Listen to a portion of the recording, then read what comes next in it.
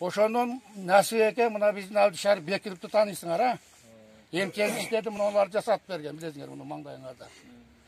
Ошол бала эми биягына келгенде мурунку система өзгөргөндүгүнө байланыштуу булар дагы баш көтөргөнгө мүмкүнчүлүк болуп калды да.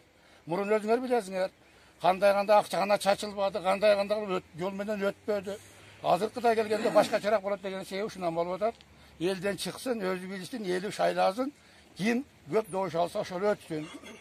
Өзгөчө партиялардын ичинен дагы партиянын жетекчиси баягы тизме кылып 1-ден 10-га чейинки акчасына жараша өткөргөндүн ордуна азыр ким айылдан имени добушту көп алып келген, о 1-сине карабайт, 54-номурга карабайт, ошол боюнча өтөт деген система менен кетип атат.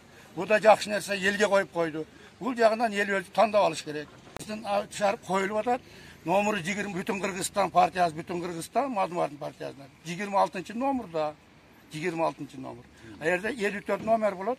Ошо кимге лайык болсо ошого белгилейт. Ошо биздин Абдышарып ошонун катарында кирди. Буйруп насип болсо, элибиз колдоп берсе, Аксарайдын түзүгө эле мурун колдоп жүргөн дагы колдойт деген ишенич бар. Ошо мындай алдыңарга келиптир өзү, жолугайын деп башталган 1-күн. Кандай суроолор бар, башкалар бар, анан калганын өзү толуктап айтып бере берет.